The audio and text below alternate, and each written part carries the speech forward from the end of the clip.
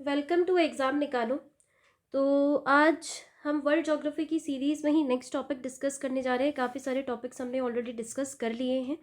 तो आज का जो हमारा टॉपिक होगा वो है चक्रवात, साइक्लोन्स। ठीक है, जितने भी टॉपिक्स मैं करवा रही हूँ सारे वन लाइनर टाइप के हैं आपके, और बहुत बहुत इंपॉर्टेंट हैं एग्ज़ाम पॉइंट ऑफ व्यू से।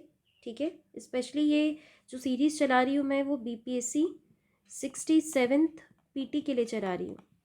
ठीक है, तो इसमें और भी एग्ज़ाम 68 के लिए भी हो जाएगा। SSC, बैंक, इन सब में क्या होता है, सिमिलर टाइप के क्वेश्चंस पूछे जाते हैं जनरल नॉलेज के, GK जो होता है। ठीक है, तो उसमें हम ये सारी चीज़ें देख लेते हैं। आज का टॉपिक है चक्रवात, तो स्टार्ट करते हैं। वायुमंडल में पाए जाने वाले चक्रीय पवन विक्षोभों को चक्रवात के नाम से जाना जाता है। ये वस्तुतः निम्न वायु दाब के क्षेत्र होते हैं।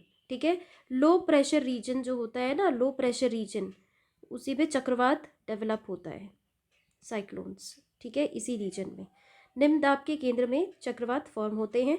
इनमें पवन की दिशा उत्तरी गोलार्ध में घड़ी की सुई की दिशा के विपरीत तथा दक्षिणी गोलार्ध में अनुकूल होती है। यानी जो सदर्न हेमिस्फेयर है उसमें क्लॉकवाइज होती है, क्योंकि ये घड़ी क्या है, क्लॉकवाइज, और उत्तरी गोलार्ध में क्या होता है, एंटी क्लॉकवाइज। यही चीज़ बोल रहा है ये। चक्रवात के प्रकार दो टाइप के होते हैं। शीतोष्ण कटिबंध चक्रवात, जिसे हम टेम्परेट साइक्लोन कहते हैं। शीतोष्ण मतलब टेम्परेट, और उष्ण कटिबंधीय मतलब ट्रॉपिकल, यानी ट्रॉपिकल साइक्लोन्स। दो टाइप के साइक्लोन्स फॉर्म होते हैं हमारे। ठीक है, तो अब देख लेते हैं इसमें कर्क रेखा और मकर रेखा के निकट कौन सा चक्रवात उत्पन्न होता है। तो ये तो सिंपल सी बात है, ये कौन सा होगा, उष्ण कटिबंधीय चक्रवात, यानी ट्रॉपिकल साइक्लोन फॉर्म होगा। देखो जैसे हमारा ये अर्थ है, ठीक है, अर्थ भी इक्वेटर है, ये क्या है, ट्रॉपिक ऑफ कैंसर है 23 हाफ नॉर्थ, और ये ट्रॉपिक ऑफ कैप्रिकॉर्न है 23 हाफ साउथ। तो ये वाला जो रीजन है ना, ये वाला रीजन 0 से लेके 23, और ये वाला जो रीजन है, तो ये दोनों रीजन किस में आ जाते हैं, ये ट्रॉपिकल रीजन है ना, आपके ट्रॉपिकल जोन है। और ये जो है ये वाला 66.5 नॉर्थ, और ये नीचे जो 66.5 साउथ। तो ये वाला जो रीजन है और ये वाला जो रीजन है, तो ये किस में आ जाएगा, टेम्परेट जोन में आ जाएगा। तो वही चीज़ ये कहना चाहता है कि यहाँ से यहाँ तक जो हो जाएगा, ये तो कौन सा है आपका, ट्रॉपिक ऑफ कैंसर है, और ये वाला कौन सा है, ट्रॉपिक ऑफ कैप्रिकॉर्न है।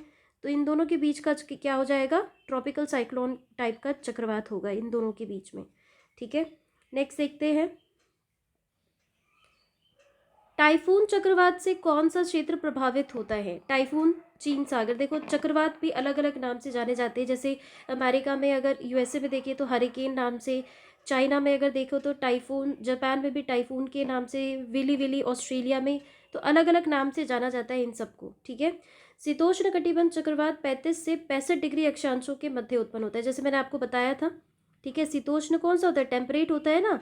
तो यहाँ से ये 35 से लेके इधर तक 65 तक का जो रीजन होगा उसमें क्या हो जाएगा, टेम्परेट जोन का चक्रवात माना जाएगा। ग्रीष्म काल में inter tropical convergence zone ITCZ का विस्थापन भूमध्य रेखा से किस गोलार्ध की ओर होता है, तो उत्तरी गोलार्ध की ओर होता है। ठीक है, किसमें, गर्मी के सीजन में। नेक्स्ट देखते हैं हम। तो नेक्स्ट है इसमें, टॉर्नेडो की तीव्रता के मापन हेतु किस मापक का प्रयोग किया जाता है, तो फुजीटा स्केल का किया जाता है। ठीक है, टॉर्नेडो का, टॉर्नेडो भी वही साइक्लोन को ही बोला जाता है, अलग अलग नाम है इसका। टॉर्नेडो का संबंध मुख्यतः USA और ऑस्ट्रेलिया से है। देखो टॉर्नेडो कहाँ कहाँ पे बोला जाता है, टॉर्नेडो ये USA और ऑस्ट्रेलिया में इसको बोला जाता है।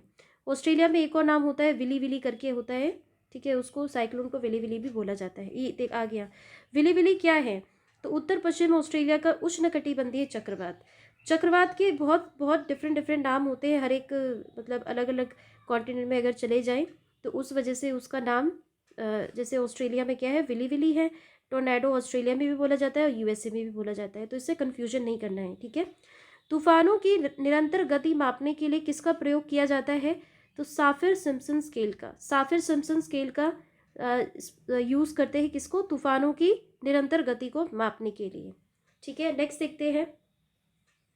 विश्व के प्रमुख चक्रवात, ये जो टेबल है, ये टेबल दे रखा है, मतलब इस पे क्या दे रखा है कि 2016 से लेके 2020 तक में किस किस ने क्या क्या, कौन कौन से तूफान आए, कौन सी कंट्री ने जो नाम रखे थे वो तूफान के नाम इस पे बताए। तो हमारा इसमें तो कोई इतना काम नहीं है, 2016 से लेके 19 तक का तो कोई इतना काम नहीं, क्योंकि ये बीत चुका है। 2020 का हम देख सकते हैं, और 2021 जो लेटेस्ट है उसको थोड़ा सा आपको सर्च करके देखना होगा कौन कौन से आए हैं, ठीक है।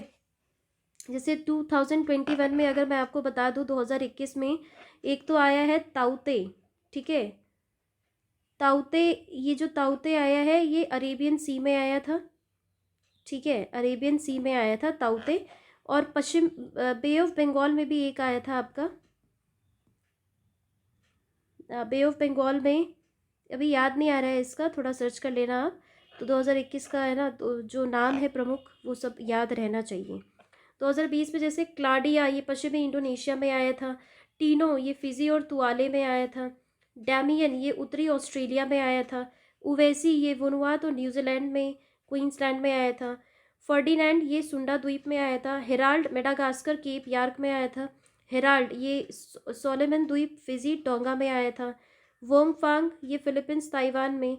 अम्फान, भारत, बांग्लादेश, श्रीलंका में। आर्थर, उत्तरी अमेरिका में। तो एक बार बस नज़र देख लेना है कि कौन कौन सा आया था। हो सकता है कि पीछे से बैक से भी पूछ लिया जाता है कभी कभी। रिसेंटली अभी क्या हुआ है टोंगा में, ठीक है, टोंगा जो है वहाँ पे क्या हुआ है, वोल्केनिक इरप्शन जो हुआ है उससे क्या हुआ है, सुनामी भी काफ़ी आई है और बहुत क्षतिग्रस्त हुआ है हर जगह। तो इसके बारे में भी थोड़ा सा आप देख लेना, बहुत रीसेंट चीज़ें जो होती है वो उसको देख लेना चाहिए करंट अफेयर्स के पॉइंट ऑफ व्यू से। नेक्स्ट देख लेते हैं हम। नेक्स्ट है इसमें, बैरोमीटर में पारे के स्तर यानी मरकरी लेवल की अचानक गिरावट किस घटना का सूचक है? तो ये तूफान के आने का सूचक है, ठीक है। मरकरी जो है बैरोमीटर है उस पर अचानक से अगर मरकरी का जो लेवल है अगर वो गिर जाता है तो उसका मतलब क्या है कि तूफान के आने का संकेत है वो। अगर वो थोड़ा सा हल्का सा उठता है तो उसका मतलब क्या है कि धीरे धीरे तूफान टल रहा है, और ऊपर बिल्कुल उठ जाता है तो उसका मतलब क्या है कि तूफान बिल्कुल टल चुका है, बिल्कुल साफ मौसम है, ठीक है। शीतोष्ण कटिबंध चक्रवात यानी टेम्परेट साइक्लोन उत्तरी गोलार्ध में कब उत्पन्न होते हैं? केवल शीत ऋतु में उत्पन्न होते हैं, ठीक है। किसमें? केवल शीत ऋतु यानी विंटर सीजन में। भारत में चक्रवातीय पूर्वानुमान की जानकारी कौन देता है? तो क्षेत्रीय विशेष मौसम विज्ञान केंद्र दिल्ली, ठीक है, ये हमें देता है पूर्वानुमान, चक्रवातीय पूर्वानुमान। चक्रवात के केंद्र को किस नाम से जाना जाता है? चक्रवात की आंख यानी आई ऑफ द साइक्लोन कहते हैं इसको। उष्णकटिबंधीय चक्रवात ट्रॉपिकल साइक्लोन उत्तर दक्षिणी गोलार्धों में 5 से 30 डिग्री अक्षांशों के मध्य में उत्पन्न होता है, जैसे मैंने आपको बताया था, ठीक है। तो 5 डिग्री से, क्योंकि 0 से लेके 5 डिग्री जो होता है ना, ये साइलेंट रीजन होता है एक तरह से, साइलेंट, इसको बहुत ये शांत, एक तरह से शांत बोल सकते हैं, शांत अक्षांश, हाँ, साइलेंट लैटिट्यूड इसको बोला जाता है, जहाँ पे कोई भी वो नहीं। और 5 डिग्री से 35 डिग्री तक आपका वो हो जाता है, आपका कौन सा ट्रॉपिकल साइक्लोन हो जाता है, दोनों उत्तर और दक्षिणी गोलार्ध दोनों में। फिर है यूएसए के संयुक्त राष्ट्र अमेरिका के किस क्षेत्र को टोर्नाडो एली कहा जाता है? तो मिसिसिपी मिजौरी घाटी को कहा जाता है। टोर्नाडो एली किसे कहा जाता है? मिसिसिपी मिजौरी घाटी को, ठीक है। इस पे देख लेते हैं, एक नोट है, चक्रवात के केंद्र में निम्न दाब जबकि परिधि की और उच्च दाब की स्थिति होती है तथा प्रति चक्रवात में इसकी विपरीत हो जाती है। जो साइक्लोन होते हैं, साइक्लोन्स में क्या होता है आपका, मैं थोड़ा सा बता देती हूँ आपको। साइक्लोन्स में क्या होता है कि इधर जो होता है ना लो प्रेशर होता है अंदर की तरफ, और बाहर की तरफ क्या होता है हाई प्रेशर होता है साइक्लोन्स में। एंटी साइक्लोन में क्या होता है, यहाँ पे आपका हाई प्रेशर डेवलप होगा, लो प्रेशर की तरफ साइक्लोन बनेगा, ठीक है। लो प्रेशर, यहाँ पे लो प्रेशर रहेगा, तो जस्ट इसका ऑपोजिट होता है। तो ये चीज़ था, एक बेसिक इन्फॉर्मेशन था साइक्लोन के बारे में। रीसेंट जो भी अपडेट है इसको थोड़ा सा अपडेट आप कर लेना, तो ये साइक्लोन का चैप्टर भी बिल्कुल तैयार रहेगा आपका। तो आज के इस टॉपिक में बस इतना ही, मिलते हैं नेक्स्ट टॉपिक के साथ नई इन्फॉर्मेशन के साथ। तब तक के लिए थैंक यू।